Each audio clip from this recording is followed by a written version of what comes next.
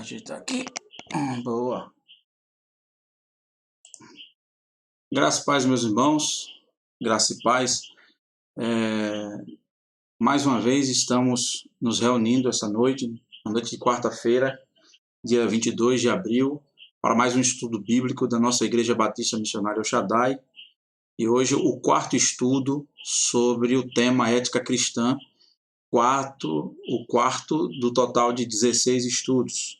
Então hoje, para efeito de divulgação, também estamos online e ao vivo na minha conta pessoal, Linaldo Lima, no Facebook, para também convidar os irmãos para o link do YouTube, onde nós estamos transmitindo também a live desse estudo bíblico. Dizer para os irmãos que estão nos assistindo pelo Facebook que se você quiser uma experiência mais real do estudo bíblico, uma experiência melhor de visualização do estudo bíblico, eu vou colocar no comentário o link do YouTube, para que você possa ir para o YouTube, porque lá nós vamos fazer a exibição dos slides do estudo. Então, para você que já está no YouTube, já vá logo dizendo se o áudio está bom, se já está escutando bem, para que a gente possa dar continuidade a iniciar o estudo. Eu vou dar um tempo de 5 minutos, 3 minutos, são 19h02, começaremos às 19h05 com uma oração. E os irmãos que estão online na minha conta pessoal, Linaldo Lima, no YouTube, eu vou colocar o link do YouTube. Opa, peraí. Esses irmãos estão vendo, hein?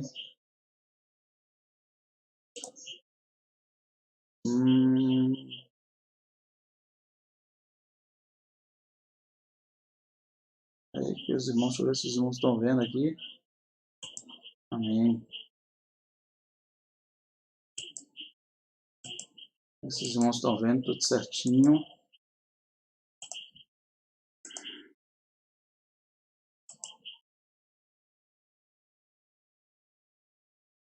Tá, peraí só um pouquinho aqui. Estou tendo a conta.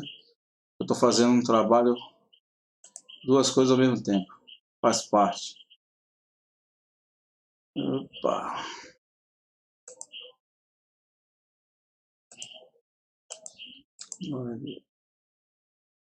Já todos os que estão, colocar no convite aqui, no comentário, o link da nossa live no YouTube, para que os irmãos que estão no Facebook possam ir direto para o YouTube para ter uma experiência mais próxima do estudo bíblico, podendo acompanhar os slides.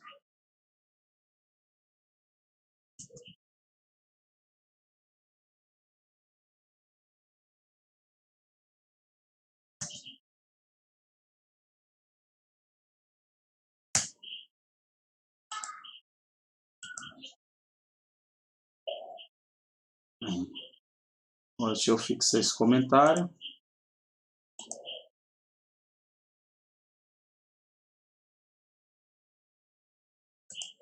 Ok.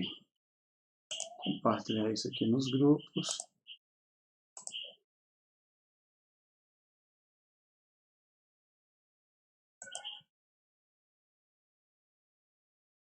Amém.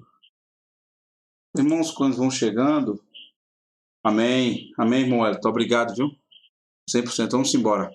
Peçam logo para os irmãos abrirem suas Bíblias em Romanos, capítulo 12. Pensa numa carta que eu tento fugir dela, mas ela não foge de mim. Aí.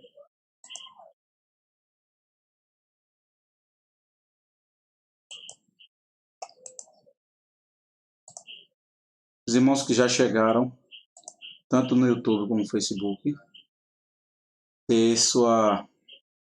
nós queremos deixá-los cientes que é um prazer tê-lo conosco, é um prazer tê-la conosco para cultuar mais uma vez juntos, e dessa forma, de uma forma diferente, aprendendo mais um pouco da palavra de Deus. Nossos cultos de estudo bíblico na Igreja Batista Missionária El Shaddai são toda quarta-feira à noite, às 19 horas, e todo domingo pela manhã, a partir das 8h45, a Escola Bíblica Dominical. No domingo, estamos finalizando no próximo domingo os estudos sobre a Carta de Filipenses. Então, domingo será o último estudo sobre a Carta de Filipenses. E toda quarta-feira nós estamos falando sobre ética cristã. Já estamos no 4º estudo, né? E, se Deus assim permitir, nós vamos continuar. E quando sair dessa quarentena, espero que a gente continue de forma presencial também lá na igreja. E que você que gostou e que pode, para os que moram longe de Recife, a gente vai dar um jeito de poder transmitir de lá para os irmãos.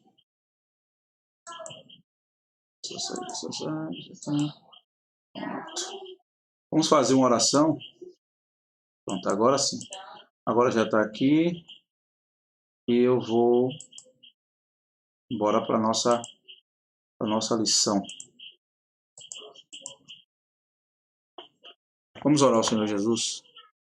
Bendito e eterno Deus, nós te agradecemos por mais um dia que o Senhor nos concede, pelo privilégio de estarmos na tua presença e de sermos fortalecidos pelo Senhor todos os dias. Deus, que o Senhor desperte em nós um coração de gratidão.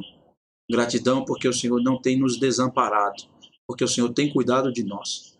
Que nós possamos aproveitar este momento de dificuldade para fortalecer nossa vida na tua presença, para desenvolver uma vida constante de comunhão, para retomar aquilo que fazíamos no começo da nossa fé, que era todos os dias buscar a tua presença, seja através de 5 minutos de oração, seja através de uma leitura bíblica da tua palavra, mas que nós possamos retomar isso, para que possamos, ó Deus, enfrentar não só estes dias que já são difíceis, mas muitos dias difíceis e mais difíceis que virão ao longo dessa jornada.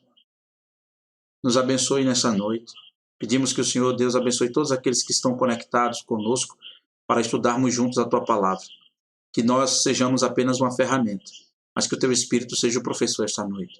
Que nós possamos, ó Deus, todos, tanto este que fala, quanto todos aqueles que estão assistindo, que nós possamos ser agraciados com o teu ensino esta noite. Que nós possamos ser abençoados com o teu ensino esta noite. Que nós possamos aprender a tua palavra esta noite, para que o conhecimento possa penetrar no nosso intelecto e descer ao nosso coração, para não pecarmos contra ti e para andarmos na tua presença todos os dias.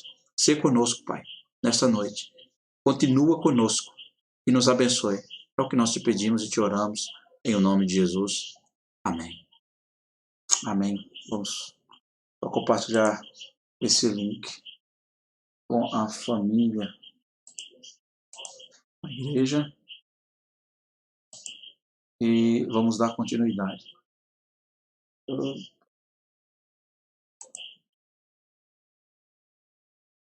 Louvado seja o nome de Jesus. Amém, graças a Deus. Vamos lá. Deixa eu mudar a tela. Quando eu estou falando isso para você que está assistindo pelo Facebook, eu já compartilhei nos comentários aqui o link da live lá do YouTube. Porque lá no YouTube você tem a possibilidade de ver os slides e a gente seguindo o raciocínio do estudo. Mas se você prefere ficar no Facebook, fique à vontade. Mas eu peço logo que abra sua Bíblia em Romanos capítulo 12, versículos 12 e 13. O 4º estudo sobre ética cristã tratará hoje sobre o amor no seio da comunidade cristã. Já falamos sobre os princípios bíblicos de ética cristã, já fizemos uma comparação entre doutrina bíblica e ética cristã, falamos sobre a ética do comportamento cristão nas 3 primeiras aulas. Agora nós entraremos em temas mais diretos sobre o perfil ético cristão. E a aula de hoje vai falar sobre o amor no seio da igreja, né? E todo ele vai ser baseado nesse texto de Romanos. Então, se você não quiser acompanhar os slides também, você pode acompanhar somente pelo Facebook, não tem problema nenhum não, e acompanhar pela Bíblia aberta. Mantenha a sua Bíblia aberta e nós vamos dar continuidade aqui. Romanos capítulo 12, versículos 12 e 13 diz o seguinte: Regozijai-vos na esperança, sede pacientes na tribulação, perseverai na oração. Participai a necessidade dos santos e sede dados à hospitalidade. São esses dois versículos que demonstrarão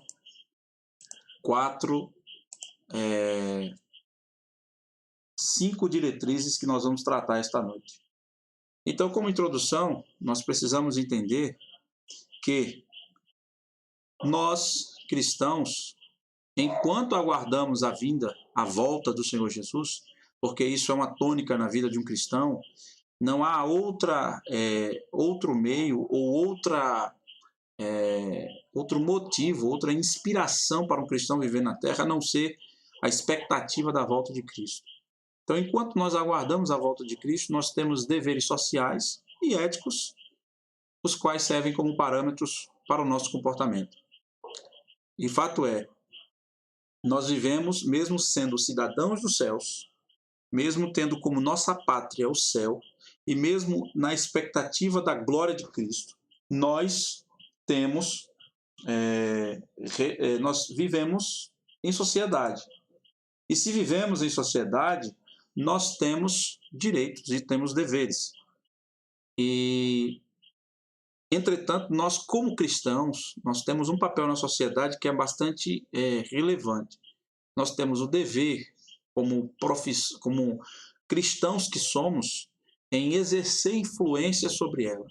E quando eu falo em exercer influência sobre a sociedade, eu não falo catequizá-la ou manipulá-la, que é o que muita liderança cristã muitas lideranças que se dizem cristãs têm achado ou têm feito e têm tornado em confusão a mente de muitas pessoas que pensam que o evangelho é basicamente uma religião onde há uma manipulação de pastor para ovelha. E aí colocam ovelhas na condição de ovelhinhas indefesas e frágeis, e os pastores na condição de lobos e de interesseiros em apenas enriquecer seus próprios bolsos, quando na verdade nós sabemos que esses são minorias e não são reconhecidos no meio da comunidade cristã. Porque na comunidade cristã como um todo nós entendemos e sabemos que todo aquele que professa a fé em Cristo, ele sabe que tem o dever de, com o seu comportamento cristão, exercer influência sobre a sociedade. E exercer influência é sendo referências para que a sociedade lhe veja como tal e assim use este cristão ou esta cristã como parâmetro para a melhoria de sua própria vida. É assim que o mundo precisa nos enxergar, é assim que nós, quando saímos de nossa casa todos os dias, quando nos acordamos todos os dias, precisamos enxergar nosso papel na sociedade. Eu, como cristão, preciso influenciar positivamente essa sociedade. Positivamente sobre que perspectiva? Sobre a perspectiva de Cristo, sobre a perspectiva do Evangelho de Cristo. Esse deve ser o meu pensamento diário, esse deve ser o nosso pensamento diário, dado o nosso compromisso que nós temos com a sociedade. Porque a sociedade precisa ver o Cristo que nós dizemos que cremos e o Cristo que nós professamos todos os dias na nossa linguagem, na nossa música e na nossa pregação.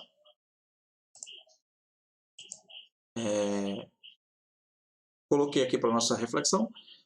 O que determina o nosso proceder não é o sistema ao nosso redor, ou seja, não é a sociedade, mas os critérios claros e descritos na palavra de Deus. Romanos 12:2, eu deixei destacado aqui para nós citarmos. Diz assim o texto: mas não vos conformeis com este mundo. Pelo contrário, transformai-vos pela renovação do vosso entendimento. Pela renovação do vosso entendimento.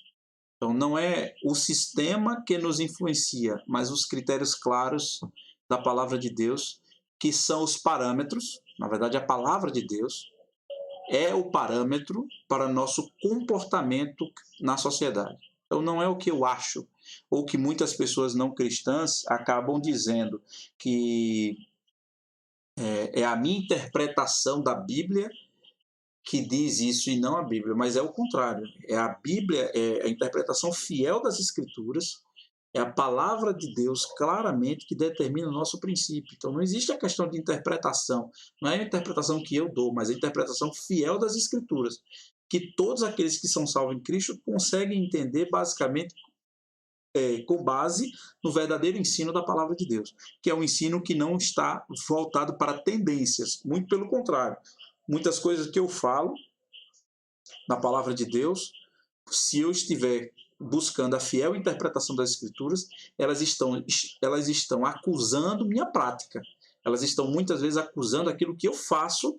Por quê? Porque não é a minha preferência que vai entrar no estudo, mas a palavra de Deus que vai chocar, muitas vezes até com aquilo que eu faço. Mas, sem mais delongas, para não ficar remoendo em cima disso, vamos continuar, porque já estamos com 19 e 17, né? Não quero deixar vocês cansados também, e muito pelo contrário, com gostinho de quero mais para você voltar outra vez. Então, nessa lição, nós vamos apresentar 5 diretrizes para que nosso comportamento seja verdadeiro, seja como verdadeiro fruto da nossa fé. 5 diretrizes para o nosso comportamento cristão no que diz respeito ao amor no seio da igreja.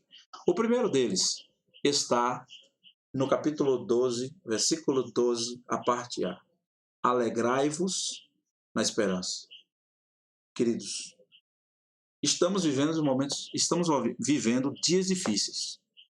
Dias onde, como falamos domingo passado, há a maior exposição de figuras em posição de liderança como nunca houve no tempo, nos séculos 20 e 21.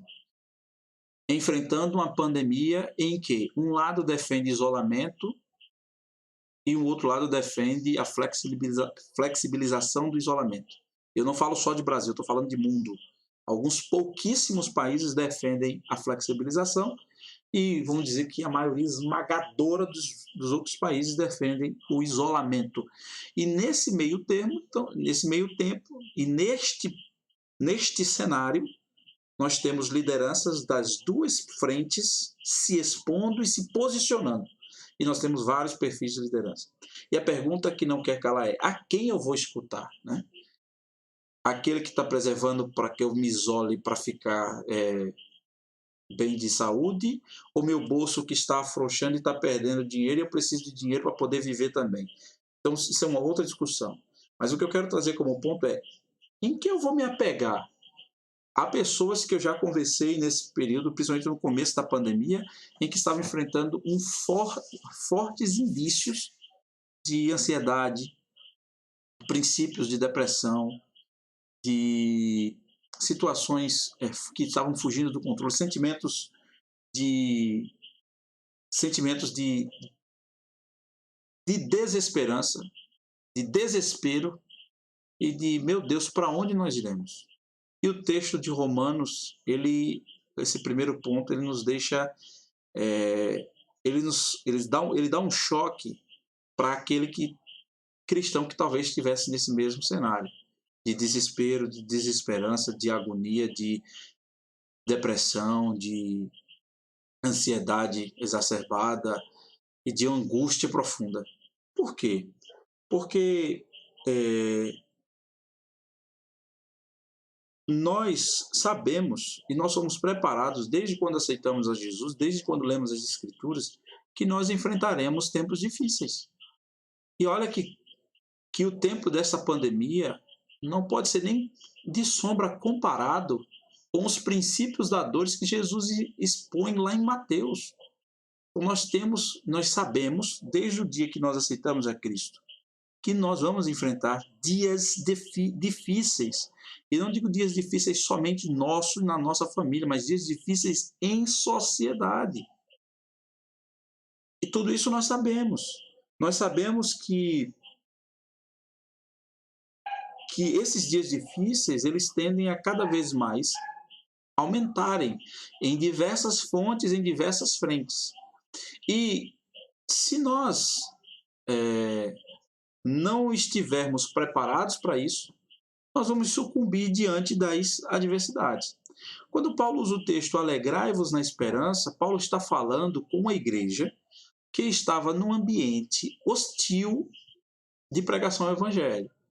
Um ambiente em Roma, uma igreja formada por 4 perfis de povos: judeu, grego, gentio, que eram os de outras nações, e romanos. E um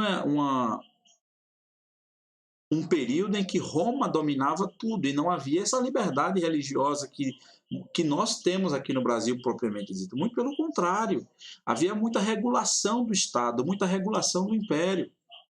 E isso fez com que muitos irmãos talvez estivessem em situações que muitos irmãos estão hoje nesse período da pandemia. E aí Paulo vem com o texto: alegrai-vos na esperança. Alegrai-vos na esperança. Deixa eu só mudar meu aqui. Alegrai-vos na esperança. E aí eu usei como um texto de complemento o texto da carta de 1 Pedro 3,15. Antes, santificai a Cristo como Senhor em vosso coração, estando sempre preparados, está errado aí, reparados, preparados para responder a todo aquele que vos perdi a razão da esperança que é em vós. E aí o que é que acontece? A esperança, nós sabemos que a esperança do crente, a esperança do cristão é Cristo. Nossa esperança, e nossa esperança não está resumida somente à vida eterna. A nossa esperança é Cristo hoje, foi Cristo ontem e será Cristo amanhã. Nós acreditamos que a luz que está no fim do túnel, essa luz é o próprio Cristo. Nós acreditamos que quem é capaz de mudar essas circunstâncias para uma circunstância favorável é o próprio Cristo, independente da situação em que nós estivermos vivendo. E nós não estamos esperando somente a volta dele, mas nós estamos esperando ele em todos os momentos, porque sabemos que ele é a nossa esperança. E eu aproveito esse estudo para, mais uma vez, todas as vezes que eu falo desse tema, tocar num assunto importante sobre um ditado que nós usamos. A esperança é a última que morre. Esse é o ditado que nós estamos acostumados a ouvir no dia a dia. Mas a verdade é que a nossa esperança como cristãos, ela nunca morre, porque a nossa esperança é Cristo. E Cristo em nós é a esperança da glória. E aí eu anotei um ponto aqui importante que eu queria compartilhar com vocês. A esperança cria a capacidade de amar e bendizer os próprios perseguidores. Veja que coisa interessante. O tema da lição hoje é o amor no seio da igreja.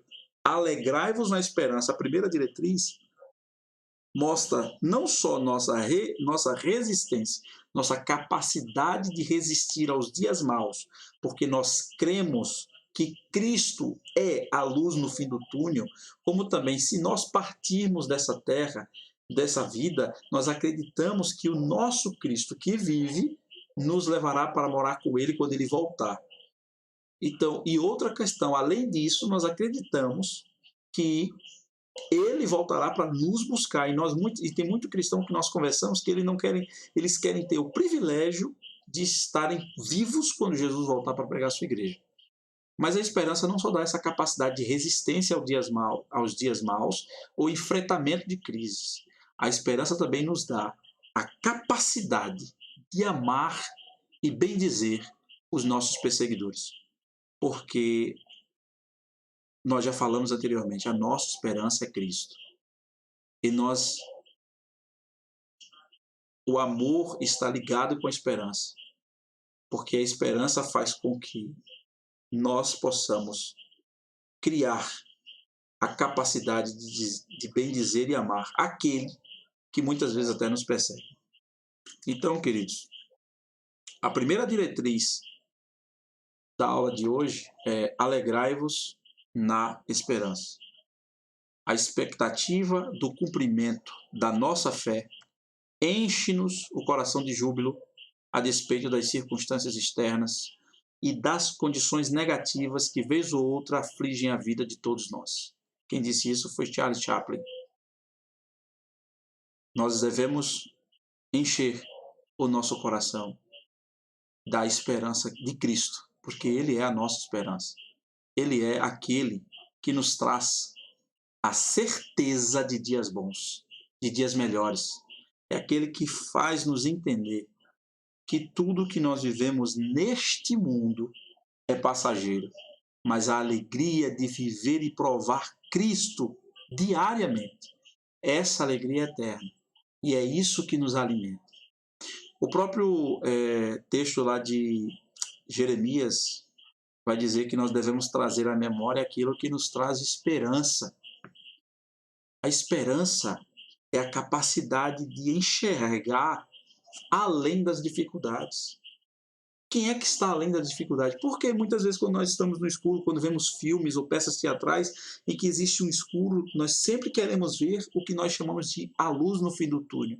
É a capacidade de acreditar que o mal que eu estou passando agora é temporário, que a circunstância difícil que eu estou passando agora ela é passageira e que tudo o que eu estou enfrentando vai passar.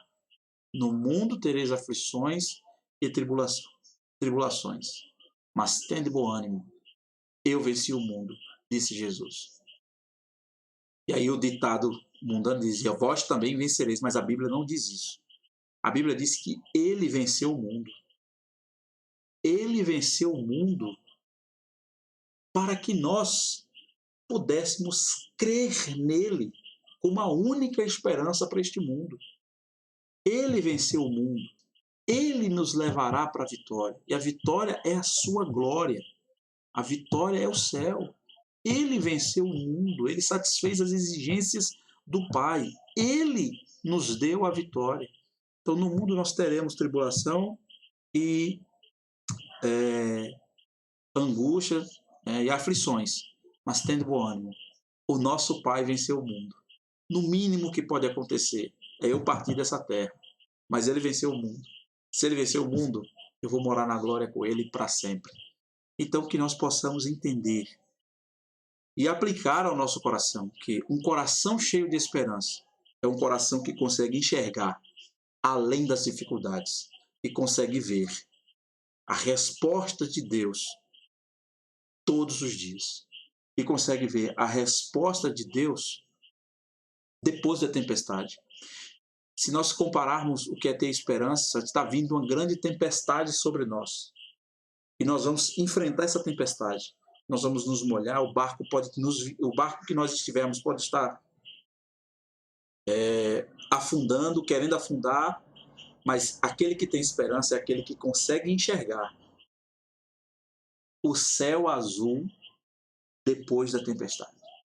Ela vai passar, eu vou me molhar, eu talvez possa cair na água, eu posso levar, os escombros do barco podem vir sobre mim, as dificuldades podem vir a 1000, mas eu já estou vendo que depois dessa tempestade tem um céu de brigadeiro me esperando e existe a luz no fim do túnel, porque essa luz é Cristo e essa esperança é o próprio Cristo. Então, essa é a primeira diretriz. Então não adianta baixar a cabeça, nem aceitar a derrota, porque nós não convivemos com isso. Não faz parte do nosso cotidiano. O nosso cotidiano é estar vivendo a presença de Deus todos os dias. E o primeiro ponto disso, de Romanos 12, alegrai-vos na esperança. Alegrai-vos na esperança. Segundo ponto, sede pacientes na tribulação. Louvado seja o nome de Jesus. A esperança cristã nos dá coragem e resistência em aflições prolongadas que exigem paciência. Veja só, o próprio apóstolo ele começa o texto falando que nós devemos nos regozijar, nos alegrar na esperança que é Cristo. Aí depois ele vem sede pacientes na tribulação. Então, a esperança que vem antes, nós devemos nos alegrar nela e ela nos dá a capacidade de enfrentar as piores tribulações que exigem paciência, porque nós não conseguimos, como o próprio Cristo diz, acrescentar um côvado, ou seja, 45 centímetros ou 1 centímetro sequer à nossa estatura. Porque nós não temos essa capacidade, porque quem está no controle de todas as coisas é o próprio Deus. Quem criou tudo foi Ele. Quem governa todas as coisas é Ele. Quem administra tudo é Ele. Não cai uma folha da árvore sem que Ele permita. Então, o que é que vai adiantar nossa inquietação diante das dificuldades, diante da tribulação? Vale lembrar e vale fazer uma separação aqui entre tribulação e tentação. Nós não estamos falando de tentação, que é aquilo que muitas vezes nós buscamos para nos colocar em apuros diante de Deus e dar lugar à nossa carne na briga constante contra o nosso espírito. Não é disso que nós estamos falando. Nós estamos falando de tribulação, situações difíceis, dificuldades, provações, muitas vezes, que o sinônimo dela é provação. São situações em que nós sofremos, que nós choramos, que nós enfrentamos e que está fora da nossa capacidade de resolução. Não é como uma dor de cabeça que, se eu tomar um dipirona ou um paracetamol, vai com o tempo passar. Não é isso. Não é um problema que está faltando de hoje, mas meu salário vai entrar amanhã e eu vou resolver. Não é esse problema. São geralmente problemas que têm uma quantidade de tempo e que foge da nossa capacidade de resolução. São dificuldades. Foge da minha alçada. Eu não consigo. Eu preciso confiar em Deus. Rubem Alves, que é o texto que nós colocamos aqui, um autor, um estudioso, ele diz o seguinte: porque os olhos que choraram e sofreram serão para sempre diferentes de todos os outros olhos. Veja que palavra. Ele diz que aqueles que enfrentaram dificuldades, seus olhos não serão os mesmos da época de quando eles não tinham enfrentado. Toda tribulação nos traz a necessidade de dependência. E toda a tribulação faz com que nós enxerguemos que, se não formos dependentes de Deus, parece que a tribulação ela vai se alongar. É no sofrimento que nós aprendemos ou que nós entendemos o quanto nós somos dependentes de Deus.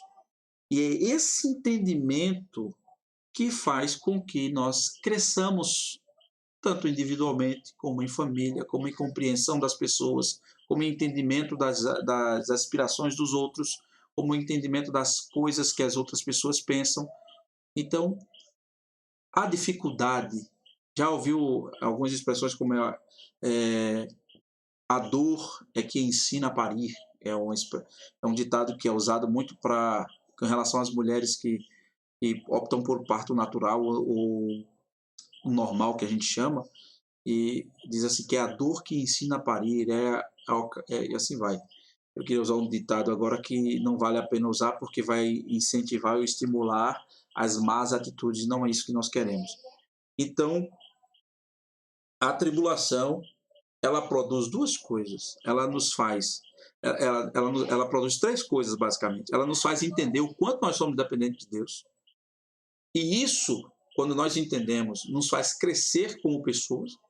E ela provoca, e ela ajuda na purificação espiritual. Porque a partir do momento que eu entendo que eu sou dependente de Deus, eu não consigo resolver isso com os meus esforços, com a minha força e com a minha capacidade de resolução, eu preciso de alguém que possa resolver. E esse alguém que pode resolver não está fisicamente na minha frente. Não é meu pai, não é minha mãe, não é minha esposa, não é minha filha, não é meu patrão, não é minha patroa, não é meu amigo, não é minha amiga. É alguém em que eu acredito que tem o controle de toda a situação. E esse alguém é Jesus, esse alguém é Deus. Então, quando eu me entendo que eu sou dependente dele, isso já me faz entender e olhar para o outro dizendo o seguinte: por que eu humilhei tanto você, ou fulano, ou Beltrano? Por que eu agi de forma tão rude com minha família? Por que eu agi de forma tão grosseira com A, com B, com fulano, com Beltrano? Se eu não consigo resolver este problema meu, ou seja, eu não sou ninguém, não sou nada, eu preciso de Deus. Se eu preciso de Deus, aí vem a terceira coisa. Então, esse entendimento me faz já crescer, porque eu começo a olhar as pessoas já como iguais a mim. E terceiro ponto, isso me faz estar me ajuda no meu fortalecimento espiritual, porque eu sei que se eu não estiver nos pés de Cristo, se eu não tiver uma vida de comunhão ativa, se eu não estiver conversando com Deus e pedindo força, pedindo fortalecimento para enfrentar esse problema, ou essas tribulações, essas perseguições, eu não vou conseguir vencer. E o pior, e o detalhe é importante, veja quem está falando isso é Paulo, para uns cristãos de Roma que sofriam constantes perseguições. Os irmãos do primeiro século, a igreja primitiva era uma igreja formada sob perseguições. Então não tinha liberdade de professar fé em Cristo como nós temos aqui no Brasil. Então Paulo está dizendo num contexto de perseguição, coisa que nós não enfrentamos aqui no Brasil, né? E a perseguição que nós enfrentamos aqui no Brasil é a perseguição provocada por grupos que se autodenominam cristão e que fazem e que possuem práticas que são contradizentes com o Evangelho de Cristo. Então, são essas perseguições que são frutos dos maus ou dos joios, ou de todos aqueles grupos que não convém citar nomes aqui, porque vamos dar audiência que não precisa e que não merece, né? Apesar de que todos nós não merecemos nada, mas no que diz respeito ao Evangelho, que são pessoas que estão deturpando a verdade do Evangelho e provocando para todos os cristãos uma perseguição desnecessária. E aí o que é que acontece? A tribulação, e com isso, a tribulação que promove crescimento, dependência e fortalecimento da vida espiritual também vai provocar um quarto ponto, a paciência. Porque é na tribulação que nós aprendemos a esperar em Deus. É na tribulação, é nas perseguições, é nas grandes dificuldades da vida que nós aprendemos em que se não aprendemos a esperar em Deus, nós não seremos vitoriosos. Porque é Deus quem controla todas as coisas, é Ele quem cuida de nós. E aí o texto ele vai dizer, pode ver que nós cristãos muitas vezes nos apegamos, quando a dificuldade chega, nós nos apegamos nos versículos e nos textos que mais nos aproximam de Deus, como por exemplo, esperei com paciência no Senhor, ele se inclinou para mim, ouviu o meu clamor. Nós usamos textos dos Salmos, nós citamos, nós pedimos, nós usamos mesmo aquele texto, o choro pode durar uma noite, mas a alegria vem pelo amanhã. O problema é que a duração dessa noite só Deus sabe, né? Mas o amanhã é certo, vai chegar. É isso que fala de esperança, né? A gente pode entender que vamos passar por... O choro dura uma noite. Essa noite pode durar dias, pode durar meses e pode durar anos. Mas o que é que a esperança nos dá? A certeza de que essa noite vai passar e o amanhã vai ressurgir. Ou seja, a tempestade vai embora. Nós, aqueles que têm esperança, eles se alegram nessa esperança, porque sabe que hoje o pão falta, hoje as dificuldades são ruins, são grandes, hoje a situação é ruim, mas ele tem certeza de que isso vai passar, que a noite vai passar, o sol vai raiar e com ele raia a nossa vitória. E nesse processo em que a situação é ruim, a dificuldade é aparente, a dificuldade é constante, nós aprendemos que nós não somos nada, que as pessoas são iguais a nós, e nós precisamos buscar a presença de Deus para nos fortalecer espiritualmente e aprendemos a esperar. A paciência é fundamental, porque um dia para o Senhor é como 1000 anos, e 1000 anos são como um dia. Por mais que nós nos desesperemos, nós não mudaremos em nada as circunstâncias da nossa vida. O que muda é esperar em Deus.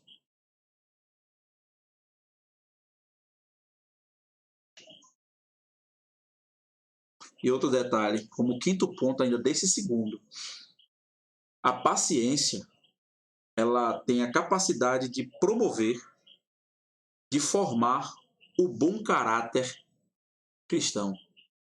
Porque um caráter, veja que coisa linda. Todos nós estamos sendo trabalhados em toda a vida. Nós temos a formação da nossa personalidade, aquilo que é identidade, que a psicologia ensina, o id, ego, superego, na nossa infância. Aquilo que vai ficar enraizado, aquilo que são valores absolutos, aquilo que está arraigado e que não muda, vai ser firmado nesse período. Mas aí depois nós vamos passar por um processo longo de amadurecimento que vai durar toda a vida. E se vai durar toda a vida, nós vamos aprender todos os dias da nossa vida, crescer todos os dias da nossa vida e amadurecer nossa personalidade, nossa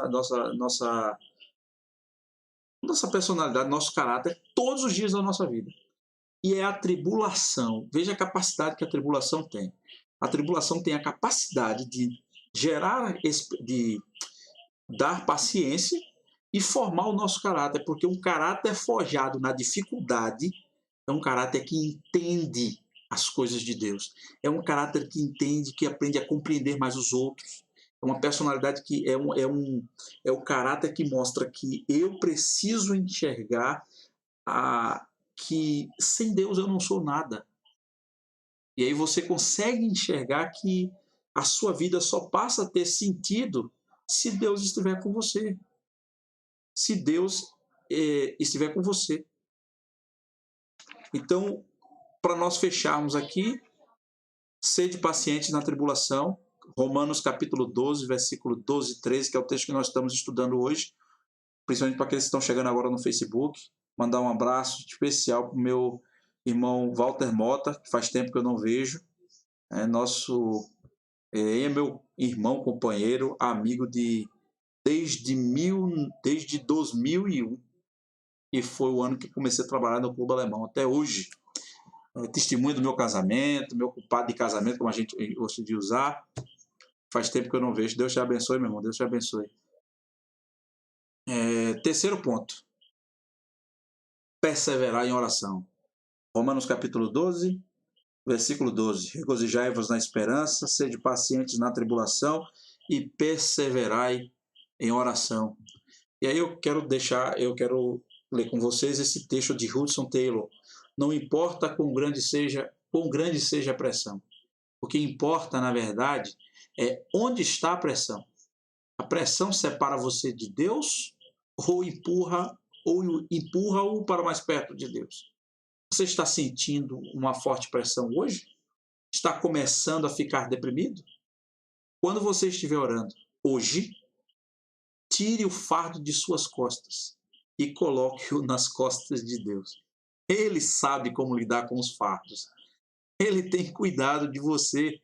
Transforme esse momento tranquilo de devoção numa experiência que liberta pressões.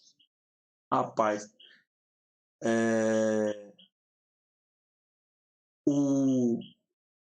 também quero mandar um abraço para todos os que estão um abraço e a paz do Senhor para todos aqueles que estão no YouTube, cobrando até aqui.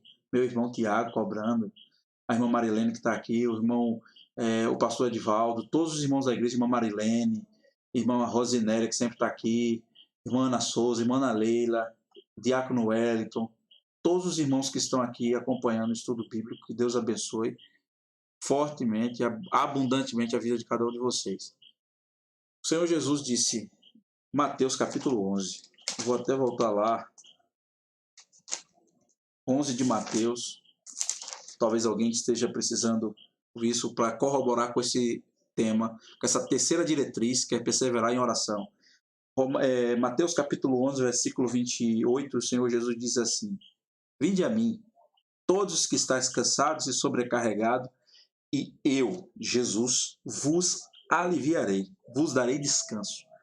Tomai sobre vós o meu jugo e aprendei de mim, porque eu sou manso e humilde de coração, e encontrareis descanso para as vossas almas, porque o meu jugo é suave e o meu fardo, ele é leve. Veja só, as aflições, queridos, elas normalmente levam o cristão a orar mais. No entanto, quando não desenvolvemos a paciência na oração, dificilmente perseveraremos na prática. Observe que tudo está virando uma escada e uma consequência, um degrau onde cada ação que eu faço está interligada com a próxima. Ele começa a primeira diretriz dizendo alegrai-vos, regozijai-vos na esperança. Sobe um degrau e você não vai fazer o segundo passo sem fazer o primeiro. Você continua fazendo o primeiro, se regozijando na esperança, aí sobe um degrau e além do primeiro você faz o segundo, que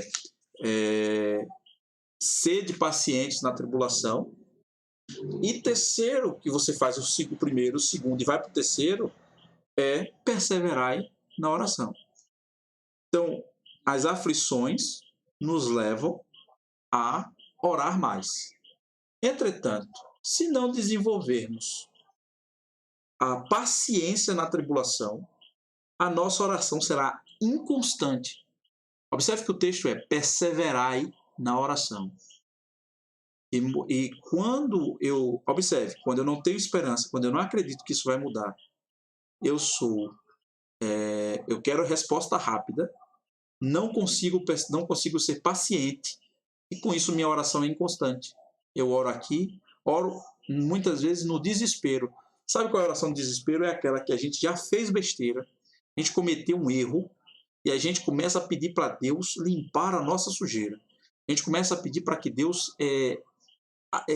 nos limpe a nossa barra. É a oração desesperada. É a oração que a gente já fez, já cometeu erro, já fez besteira, já cometeu pecado, já falou o que não devia, já fez o que não devia fazer, já tomou uma atitude errada, já tomou uma decisão errada.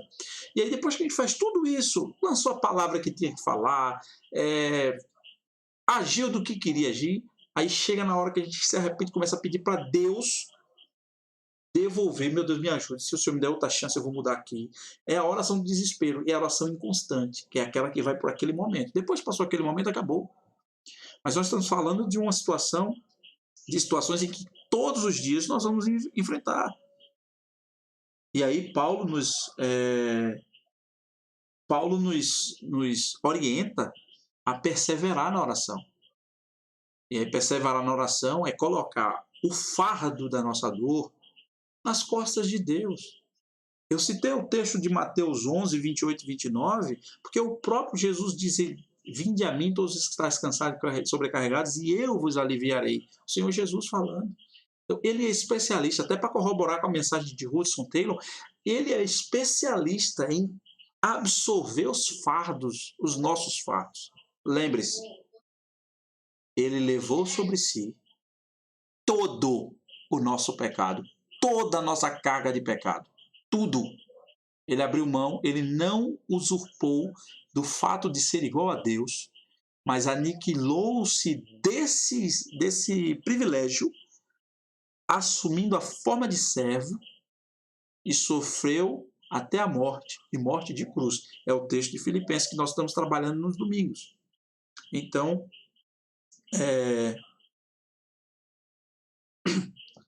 que nós possamos entender isso. Uma vida transformada tem a oração como instrumento crucial para o seu comportamento cristão. Vida de oração é mandatório para uma vida de suportar tempos difíceis. Perseverar na oração é saber, não é fazer uma oração de vãs repetições. Eu vou fazer repetições de rezas e de orações escritas no papel de alguém para ficar repetindo aquilo todos os dias. Não é isso. Perseverar na oração é perseverar num diálogo constante com Deus, numa conversa constante com Deus, paciente, sabendo que é no tempo dele que as coisas mudarão e não no nosso. Observe que a ética cristã ela fala de comportamento. Nós precisamos exercer influência na sociedade, foi o que nós falamos no começo, na introdução da lição. Então, como é que eu vou exercer influência na sociedade se está todo mundo vivendo dias difíceis? Eu vivo pregando que Jesus é o Senhor que muda o quadro, que Jesus é o Senhor que salva o homem, que Jesus é o Senhor que transforma, que Jesus é o Deus que muda todas as circunstâncias, e quando essas pessoas me veem nas dificuldades iguais a ela, nós estamos sofrendo ou tristes, ou angustiados, ou desesperados, tanto quanto elas. Elas vão olhar para nós e buscar em nós refúgio. Quando olham para nós, nossa oração é inconstante. Nós somos agoniados, nós queremos resposta rápida e passamos a desacreditar num final feliz, porque a nossa esperança foi embora. Como é que pode um negócio desse? É esse comportamento que nós estamos falando. Eles precisam ver que nós temos a esperança que nunca morre. E a oração ela faz parte disso. Quando surgem as aflições, Geralmente oramos, muitas vezes não, mas muitas vezes não perseveramos nesse intento. A continuação na oração é uma necessidade. Devemos orar sem cessar, como está em 1 Tessalonicenses, capítulo 5, versículo 17. Então, esse exercício constante de oração é coerente com a vida cristã e exaltada pelo apóstolo Paulo. Não esperemos a perseguição chegar para orar. Saiba de uma coisa, a perseguição e a tribulação, ela vai chegar, independente se for numa situação mundial como essa que nós estamos vivendo, local, estadual, municipal, nacional. Mas ela vai chegar. Nós vamos enfrentar dias difíceis.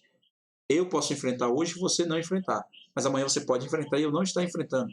Mas o que é que vai mudar entre uma coisa e outra? É que se eu desenvolver a capacidade de acreditar no final feliz, que a minha esperança não morre, ser paciente na tribulação e perseverar em oração, quando você passar pela dificuldade e eu já tiver vivido, eu poderei ter a capacidade de Deus de poder te ajudar a enfrentar a sua dificuldade.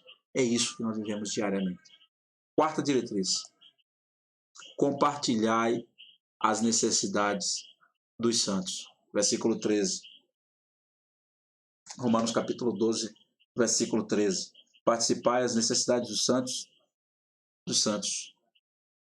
Segundo Paulo, os crentes, eles têm uma responsabilidade social com os demais irmãos na fé, especialmente em tempo de tribulação. Vamos lá, fazer um exercício prático aqui, para a gente não ficar em muita teoria.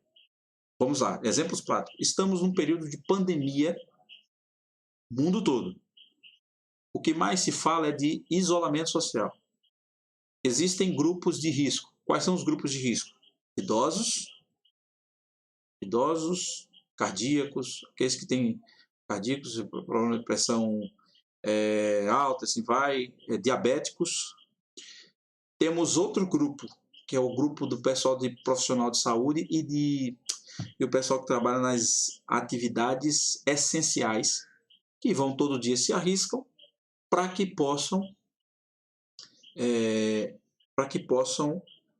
o mundo continue girando e que a gente possa ter acesso a medicamentos, acesso a um monte de coisas que nós não podemos deixar de ter até para combater essa pandemia. A pergunta é: você como cristão já parou para ligar para algum irmão idoso ou do grupo de risco da sua igreja? Seja ele que seja idosos, cardíacos ou que tenha enfrentando alguma doença, que seja do grupo de risco, ou aqueles teus irmãos que estão trabalhando nas atividades essenciais e que precisam estar na rua também se arriscando para que você coma, para que você tenha acesso a esses medicamentos, a todas essas coisas, para que você possa se locomover, para que você transporte. Aquele teu irmão que trabalha no Uber, aquele teu irmão que trabalha no transporte público, no ônibus, aquele teu irmão que trabalha no dia a dia na Ceasa, que é atividade essencial, aquele que trabalha no hospital, aquele que está todos os dias enfrentando, principalmente profissionais de saúde, aqueles teus irmãos mais idosos que estão dentro de casa sem poder sair, sem ver ninguém. Será que já passamos? Será que gastamos alguns minutos ao longo dos dias para pelo menos ligar para eles, para saber se eles estão precisando de alguma necessidade, de alguma ajuda da nossa parte? Compartilhar as necessidades dos santos é justamente isso. Responsabilidade social com os demais irmãos na fé, especialmente em tempo de tribulação. Nós temos responsabilidade com os órfãos, com as viúvas e com os necessitados do reino de Deus, da igreja. Né? Claro, a Bíblia diz que nós devemos fazer o bem a todos, especialmente aos irmãos da fé, aos da família da fé. E eu preciso ter uma responsabilidade social com os meus irmãos para também ter com o próximo que não seja meu irmão, que seja não evangélico, por exemplo. Mas o que é que eu tenho feito para também atentar para os meus irmãos que são do grupo de risco e que estão precisando de ajuda? Será que não tem algum irmão precisando de algum atendimento médico nesse momento? Será que não tem algum irmão precisando de uma ligação para ouvir gente falando: irmão, eu estou sentindo sua falta. Você está fazendo falta. Ou você já pensou, ou será que a gente está naquela redoma de que tudo tem tecnologia, que todas as pessoas têm WhatsApp, todas as pessoas têm rede social? Você já parou para pensar que existem idosos que não trabalham com rede social, que não têm rede social, que só está na frente de uma televisão, tentando de todo jeito criar concentração para viver dentro de casa, enfurnado, e a gente muitas vezes quer falar com ele até pelo WhatsApp, mandar uma mensagem para ver se ele responde. Já parou para pensar que muitos deles não têm redes sociais e que precisam também ouvir isso? Nós temos responsabilidade com eles. Nós temos responsabilidade com essas pessoas, com todos os nossos irmãos, especialmente em momento de tribulação, em momento de angústia, de dificuldade. Isso não significa que os cristãos devam se preocupar socialmente apenas com os cristãos, foi o que nós falamos. A solicitude social dos cristãos deve começar com a sua própria família, dentro de casa, família da fé, e aí os não crentes. Muitas igrejas, para dar seguimento a essa orientação bíblica, têm criado ministérios que organizam e incentivam a assistência aos santos. Então, quando o seu pastor, quando a liderança da sua igreja pedir para você não esquecer de levar o alimento para a montagem de cestas básicas, não encaremos isso como apenas um pedido, não. Encare isso como uma responsabilidade. Eu não preciso estar esperando a diaconisa Conceição ficar mandando mensagem para mim todos os dias, ou para o grupo do WhatsApp que eu faço parte, pedindo, pessoal, lembrem-se que tem gente que precisa de ajuda, leve os alimentos. Se eu me preocupar, tendo a vida de oração, me regozijando na esperança, paciente na tribulação e perseverante em oração, eu vou me preocupar com os irmãos que passam aflições. Eu não vou precisar de alguém que ficar do meu pé direto, lembrando que eu preciso levar alimento para ajudar aqueles que estão precisando. Sabe o que acontece muitas vezes? Já ouvi de algumas pessoas dizendo o seguinte: poxa, eu levo todos os meses. Não vou levar agora não, porque eu não estou vendo ninguém me pedir. Meu amado, tem pessoas que passam necessidade. Nós vivemos num país de desigualdade social. Nós vivemos num país histórico de má distribuição de renda. Nós vivemos num país, eu aqui não estou entrando na questão política, eu estou entrando na questão histórica. A política entra a reboque, entra sim.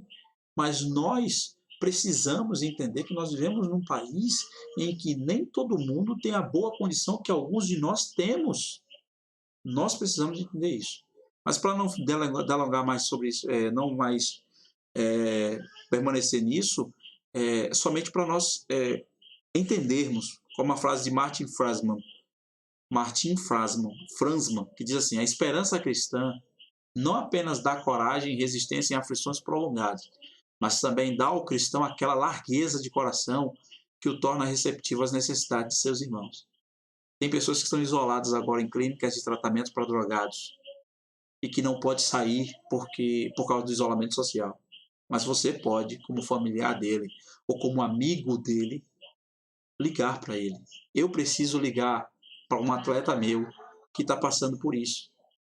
Eu preciso ligar para isso, para um atleta meu. Eu preciso ligar para uma pessoa que está nesse momento numa situação dessa.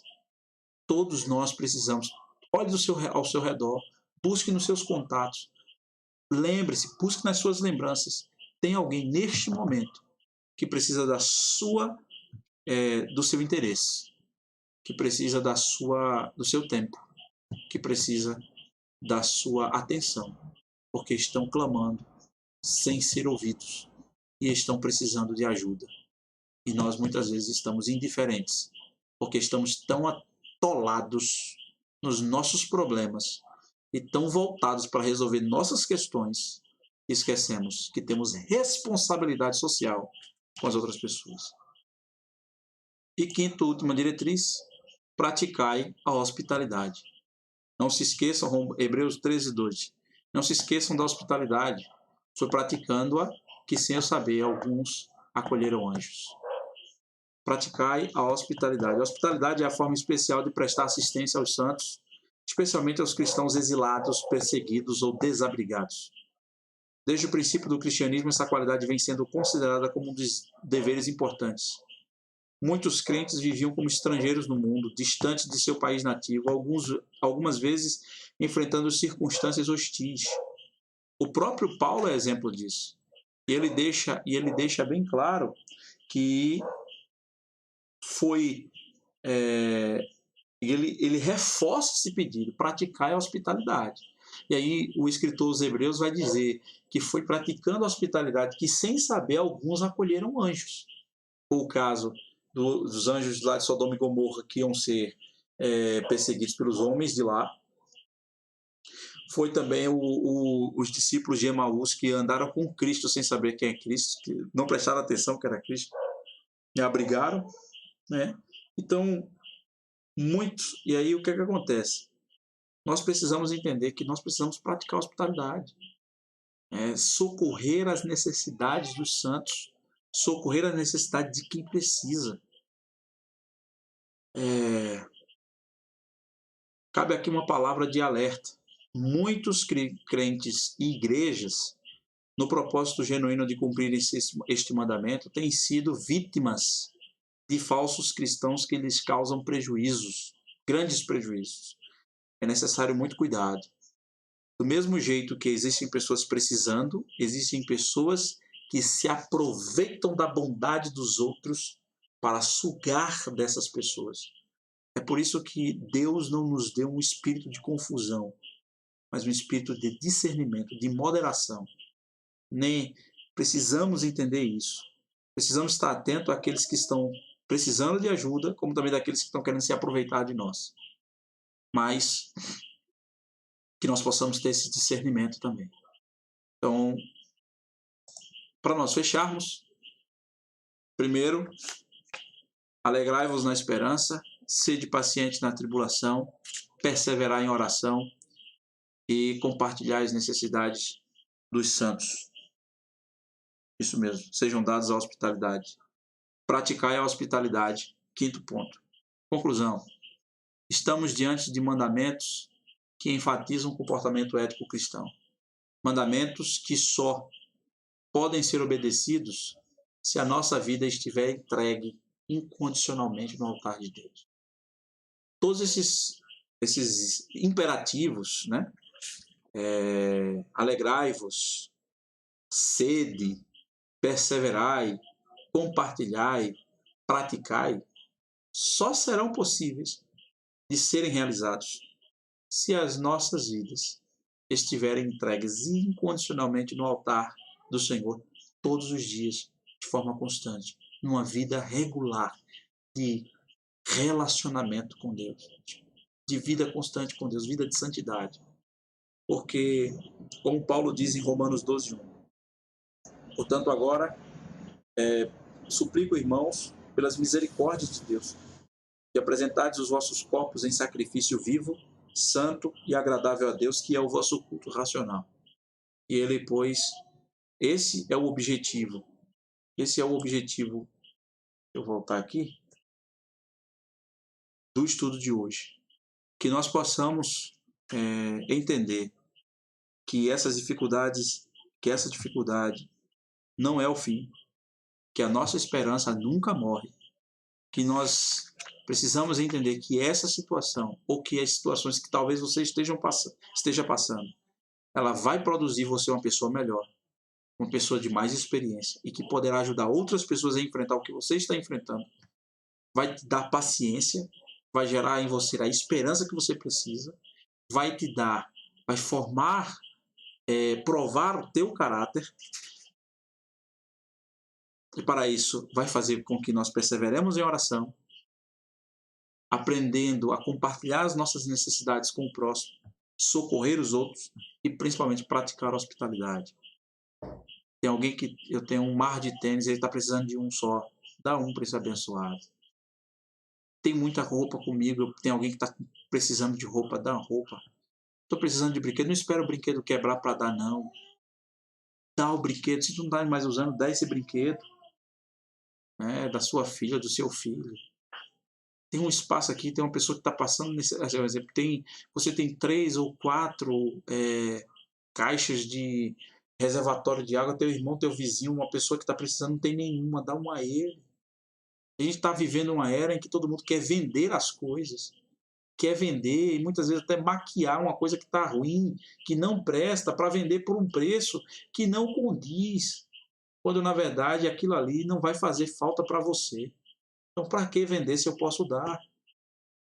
Desapega dessas coisas, igual aquele lema do LX. Desapega, pratica hospitalidade, abençoa alguém. Não se engane, todos aqueles que têm um coração abençoador, que têm um coração de abençoar as pessoas, eles não serão desamparados nunca. Muito pelo contrário, eles serão sempre estimulados a ter para compartilhar sempre. E mesmo quando ele não tiver, naquilo materialmente falando, ele sempre terá, espiritualmente falando, para dar a essas pessoas. Que Deus, ele pois nos abençoe. Não esqueça de se estar no canal no YouTube, se inscrever no nosso canal. Nós estamos numa campanha ferrenha para atingir 1000 seguidores ou 1000 inscritos, para que a partir desses 1000 inscritos nós podemos ter uma live com mais qualidade de áudio, principalmente nos cultos feitos na igreja, quando entra com instrumento, porque nós poderemos transmitir pelo celular. Do jeito que estamos transmitindo aqui no Facebook e tem uma qualidade de áudio melhor, tanto aqui quanto na igreja, no YouTube está numa qualidade boa porque eu estou num ambiente fechado, mas quando vai para a igreja, que abre o ambiente e que precisa estar som, microfone, instrumento, playback, fica com eco acontecendo, fica um som ruim e nós precisamos dar uma qualidade melhor para o trabalho do Senhor.